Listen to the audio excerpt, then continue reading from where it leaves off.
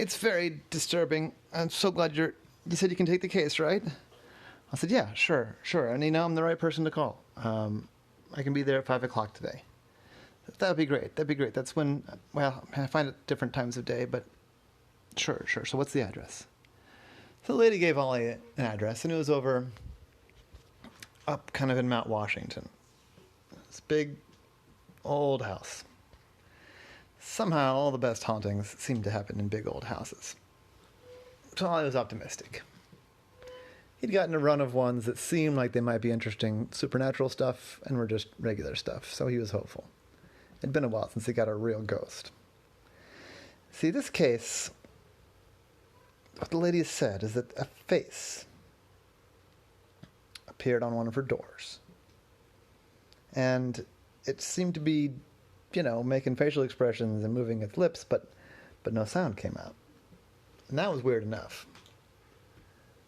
But then, when she woke up in the morning, it was gone. She found it the next day on a different door. Kind of doing the same thing. And then on the third day, she found it on the top of her dining table. And that was especially annoying. Can't even put plates on that, right? So she figured it must be some sort of haunting of some kind. Something unusual.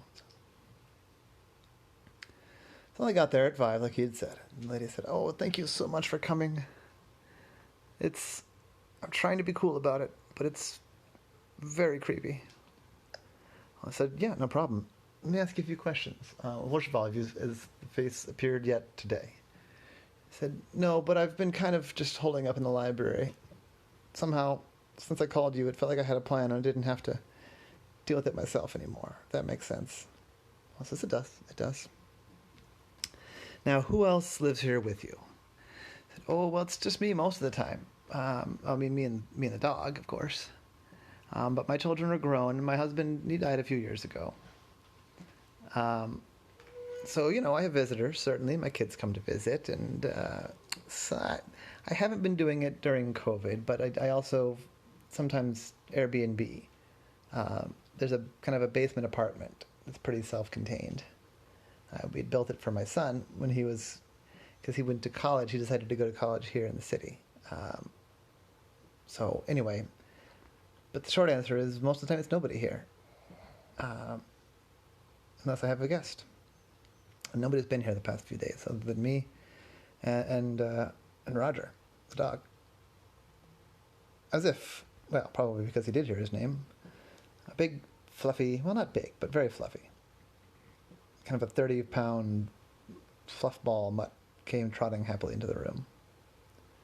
Gave Ollie a look and a sniff, and sort of a acknowledging. Then it sat down at its master's feet. I said, "Okay, well,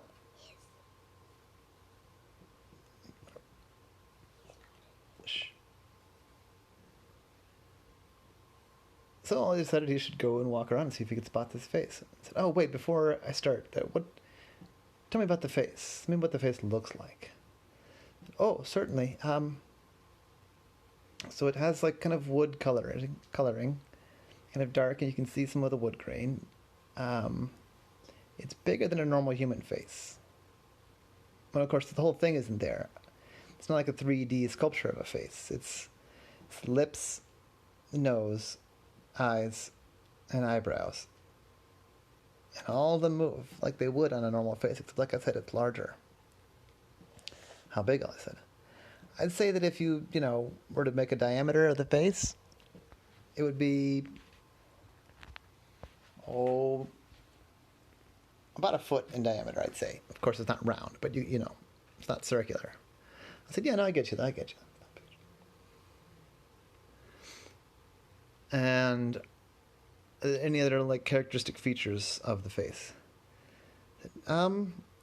It's almost kind of cartoony. It kind of reminds me of the way that you see the Egyptian drawings drawn as far as the eyes, like big heavy eyes with points on the edges. It doesn't have the curls like the Egyptian eyebrows do, but kind of thick, like full lips, And the nose, you can see the nostrils, and sometimes the nostrils will flare, or the nose will wiggle. I said, all right, well, I'll get looking. And I said, it's been two doors and a table so far. Those are the ones that I noticed. I mean, it may have been appearing other places too, but yeah. And all those things were wooden. All those things were wooden, yes. All right. So I started walking around the house. There's lots of wood stuff. There's wood paneling, there's wood furniture, there's wood doors and floors and lots of different stuff. And he's walking through one of the bedrooms. And just kind of on instinct, he pulled open the wardrobe. And it was empty. And in the back of the wardrobe was a face. Ollie and the face looked at each other, and then the face started to talk. Well, not talk. It started to move its mouth. It looked like it was talking, but there was no sound. Ollie kind of stared at it. It wasn't a particularly scary face, although he could see why it would be creepy. He was a little bit creeped out, even though it was a kind-looking face, if I guess is what I mean. But it was also this strange, alive thing that you wouldn't expect to appear in the back of your wardrobe. The wardrobe was empty, so Ollie guessed that it had been one of the kids' bedrooms or something. But it did seem to be trying to talk. So Ollie said, "Hold on a second. I want to see if you can hear me, because I can't hear you." And the mouth stopped moving, and the eyes looked right at Ollie. I said, let's see here. If you can hear me, wiggle your nose. And the face wiggled its nose. I said, okay, just want to confirm now. If you can hear me, open and shut your mouth twice. The mouth opened and shut twice. I said, okay. So you can hear me. Do you speak English? If you do, wiggle your nose. And the face wiggled its nose. I said, all right, are you trying to tell me or the lady that lives here something? Wiggle your nose if yes. The face seemed to think for a second and then wiggled its nose. I said, all right. Why don't you try to say it a very simple version, and I'll try to read your lips. That's all I waited. But it was hard to tell, because, he made out some words, but it was hard to tell, because, normally lips are on a face, and in kind of 3D, and these lips were kind of projected flat on the surface of the wood, and it was just too hard to tell. I did make out a couple of words. I'm getting there, relax. One of them was trapped. I could kind of see from the big T and the P. And help. I said, okay. Bad news is I wasn't able to get very much of that. But I think I got a couple of words. Let me check.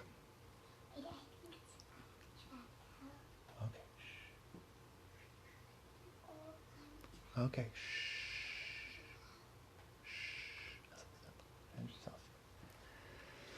I think I heard you say trapped and help. If you said those two words, wiggle your nose. And the face wiggled its nose. Are you trapped somewhere and need help? And the face wiggled its nose very energetically. I said, okay. Let me think here. Can you move to different things in the house whenever you want to? Wiggle your nose if yes. And it wiggled its nose. I have an idea. Did you see the piano in the study?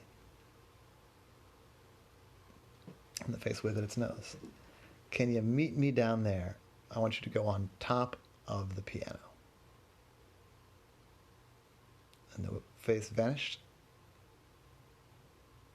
Well, not finished. It's kind of sunk into the wood, like it melted into the wood. It's kind of what it looked like. Ollie shrugged and went down to the piano.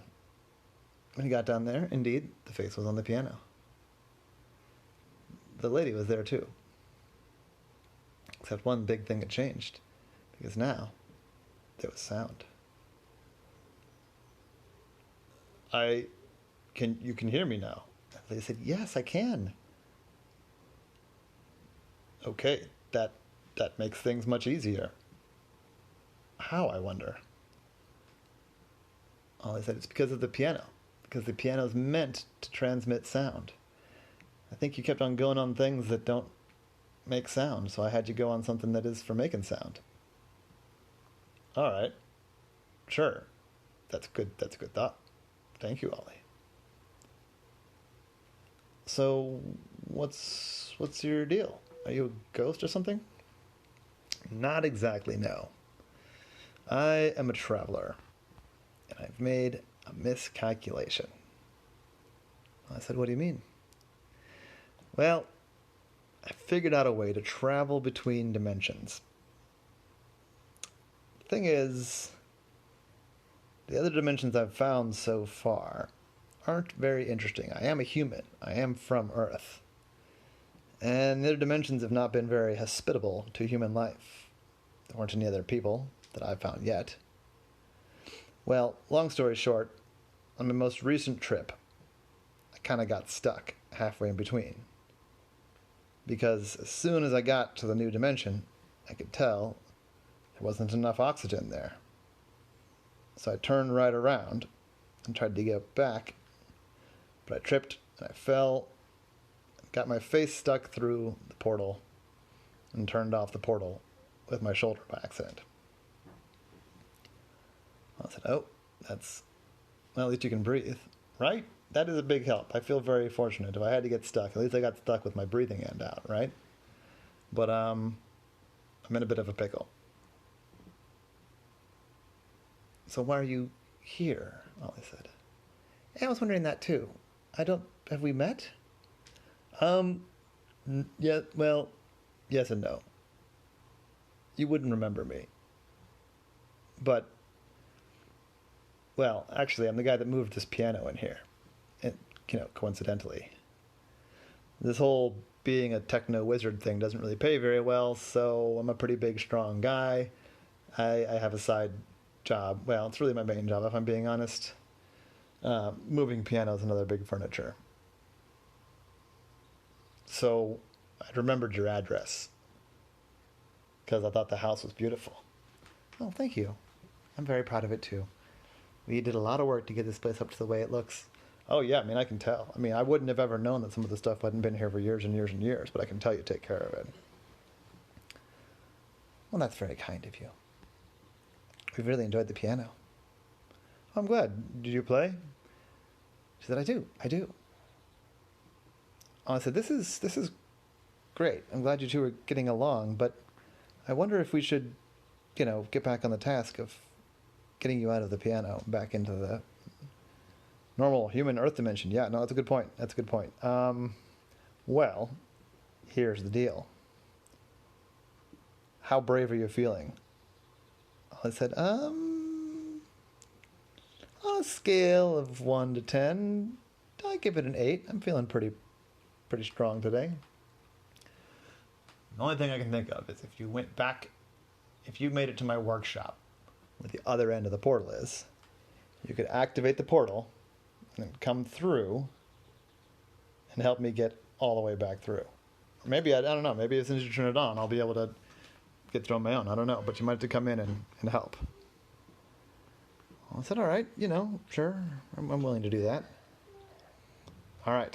Well, I gave him the address. Thankfully, it was also in Baltimore, which makes sense if he's, local there. It was kind of a dingy basement studio down in Mount Vernon. Not a fancy place. Maybe you have. I don't know. Okay. There was a lot of different stuff, but I could definitely tell the portal when you saw it, because there's a lot of little things, electronics, and some magic stuff. Both magic and technology kind of melded in this person's hobby. But at the end of the room, there was a big, round circle full of wires and runes and all kinds of things. Ollie looked around. The piano man had given him instructions. He saw it there. Ollie said that he's not really qualified to cast any magic spells. Like I said, that's okay. The spells are already active. It's the electronics that I knocked out. So Ollie found some bits and pieces. He got a new extension cord and plugged it in. He saw a couple of fried wires. He managed to get those hooked back up. And then there was a big blue and yellow button. And Ollie pushed it. And the thing came to life. It was a swirl like a hot tub, except purple and yellow. But nobody came through, so Ollie very gingerly, first he found his broom, and he poked the broom through, wiggled it around a little bit, and brought it back. It was still a broom, it was in perfect condition. So Ollie stuck one of his arms through, gingerly. It came back, still an octopus arm. So Ollie ventured very carefully through. Can he do without oxygen? Well, he can hold his breath, and that's what he did. He kind of knew if it went to the same place, which he sure hoped, because that would be no help to just go to an entirely third dimension. There wouldn't be very much oxygen there. So he got a big breath and walked through. It was a weird-looking place. It was all red and volcanic. And there he saw, on the other end of the portal, was the guy, stuck still sort of face into the portal, with his shoulder kind of jammed underneath one portion of it. And I said, that's why. So Ollie gently but firmly, after all, he could only hold his breath for so long, pulled and tugged and freed the guy, pulled his face out through, and gave it a good squeeze, like, oh man, that feels weird. My face had been a wood thing halfway through dimensions for like 2 weeks. Good to have my face back on my face. You made it. Well, let's get back. I'm already getting faint again. In fact, oh no, I'm falling again. I didn't say anything, but he got it underneath the guy and stood himself up like a table. The guy fell forward, and I just flung him through the portal, kind of like a judo move. He was used to doing things like that when he was, capturing criminals, so it was pretty easy to do it to someone who, was just going limp. And Ollie followed him through.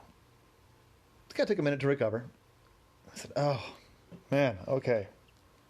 I did not learn my lesson there, apparently. Thank you, Ollie. I think it's fair to say you saved my life. I said, what's your name? I'm Milton.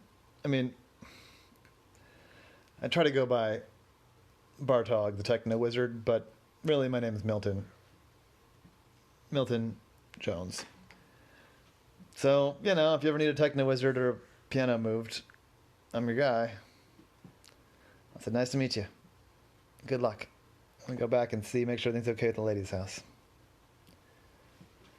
And he got there, and it was. She's like, well, his name was Milton, you said. Or was it Balrog the Techno-Wizard? Something like that. Well, if you see him again, or maybe did he give you his number or something? I'd love to have him over. He seemed like a very nice fellow. I'm interested to hear about how he turned himself into a piano person. I said, yeah, no, it's always nice to make a new friend.